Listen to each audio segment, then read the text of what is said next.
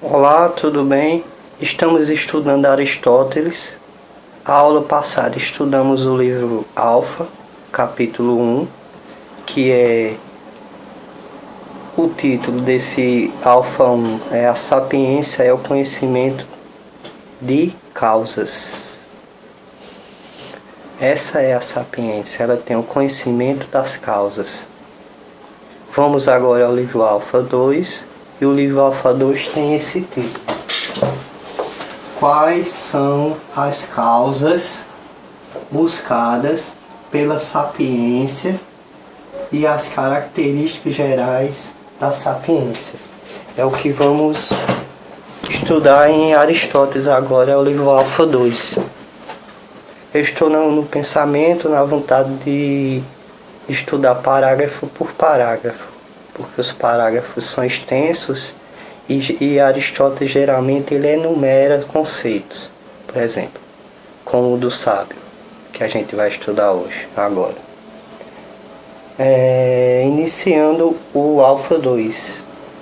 Ora, dado que buscarmos justamente essa ciência, deveremos examinar de que causa e de que princípio é a ciência a sapiência.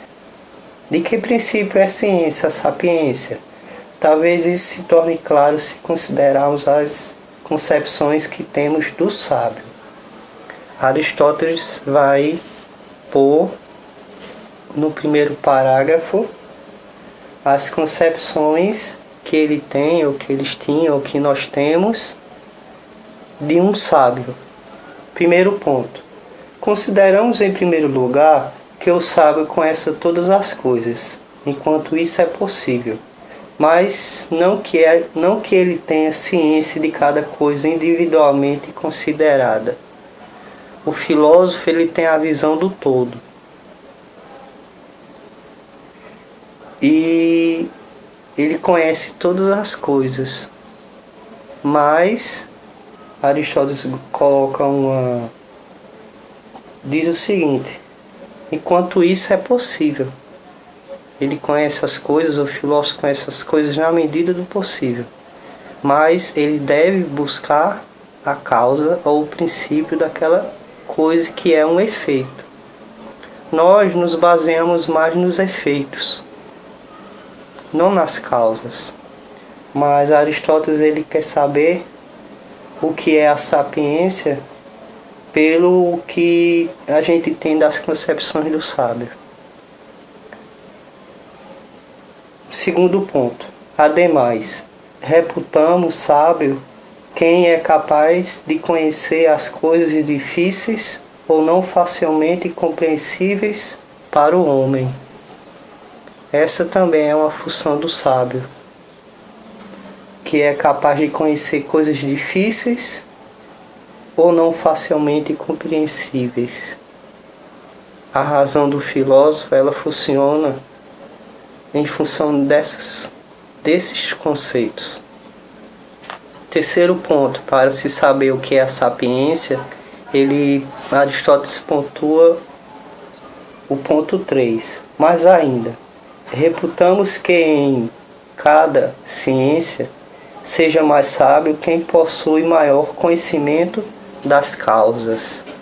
Por exemplo, um médico, se ele tem, é um exemplo de Aristóteles, se ele tem o conhecimento da causa daquela doença, ele vai dar um remédio específico.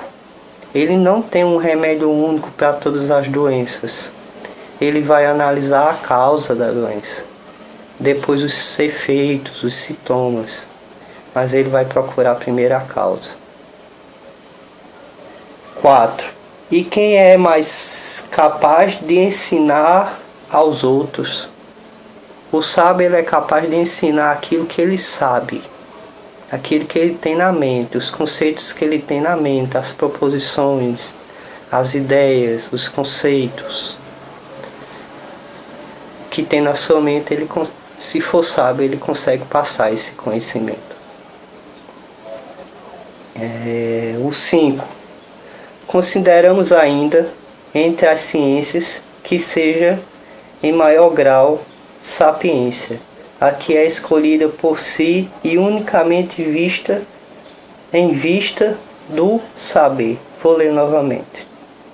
Consideramos ainda entre as ciências que seja em maior grau, sapiência, a que é escolhida por si unicamente em vista do saber. Quer saber sobre a sapiência. Ponto 6. Consideramos que seja em maior grau sapiência a ciência que é hierarquicamente superior com relação à que é subordinada.